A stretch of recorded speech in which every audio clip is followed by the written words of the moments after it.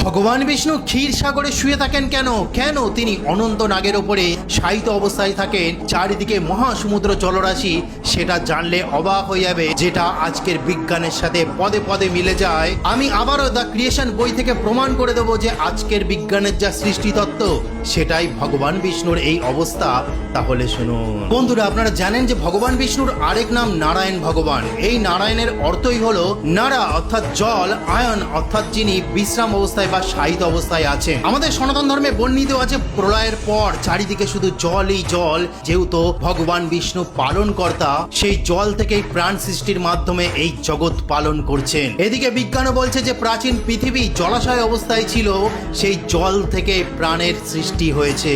দ্বিতীয়, ভগবান বিষ্ণু শায়িত অবস্থায় আছে অনন্ত শয্যার ওপর, যেটি ভগবানের যোগ নিদ্রার প্রতীক, মহাজগতের সুপ্ত অবস্থা। এই একই কথা বিজ্ঞান বলছে অন্যরকম ভাবে, যে মহাবিশ্ব বিগ ব্যাং এর আগে একটি সুপার সিমেট্রিক পোটেনশিয়াল অবস্থার মধ্যে ছিল, যেটাও মহাবিশ্বের সুপ্ত অবস্থা বলা হয়। তৃতীয়, ভগবান বিষ্ণুর নাভি থেকে জন্ম নেয় ব্রহ্মা, আর সেখান থেকেই শুরু হয়েছিল সৃষ্টি। এদিকে একই কথা বিজ্ঞানও বলছে যে বিগ ব্যাং এর পর একটি কসমিক ইনফ্লেশন ঘটেছিল, একটি ক্ষুদ্র বিন্দু থেকে এই মহাবিশ্ব প্রসারিত হয়েছিল, আর সেই ক্ষুদ্র বিন্দুটাই আমাদের ভগবান বিষ্ণুর নাভি অংশ। চতুর্থ, ভগবান বিষ্ণু অনন্ত শেষ নাগের ওপরে শায়িত অবস্থায় আছেন, যা ভগবান বিষ্ণুর চিরস্থায়ী অবস্থা। এদিকে বিজ্ঞানও বলছে যে মহাজাগতিক স্পেস টাইম ফ্যাব্রিকের ওপর সমস্ত বস্তু ভাসমান অবস্থায় আছে, এটিও চিরন্তন পরিবর্তনশীল। আর এই স্পেস টাইম ফ্যাব্রিকই হলো আমাদের অনন্ত শেষ নাগ, যেটা আপনারা পুরাণ কথায় শুনেই থাকবেন হয়তো। এই শেষ নাগের ওপরেই আমাদের পৃথিবী রয়েছে, আর বিজ্ঞানের ভাষায় সেই শেষ নাগই হলো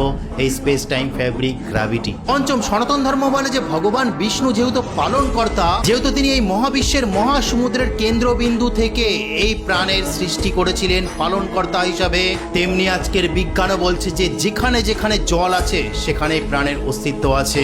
বন্ধুরা, আপনারা দেখলেন যে আজকের বিজ্ঞানের যে সৃষ্টি তত্ত্ব সেটা আমাদের ভগবান বিষ্ণু নারায়ণের সৃষ্টি তত্ত্বের সাথে সম্পূর্ণ মিলে যায়, যেখানে লুকিয়ে আছে মহাজাগতিক সৃষ্টি রহস্য। তো আজকে বলার ছিল। হরে কৃষ্ণ।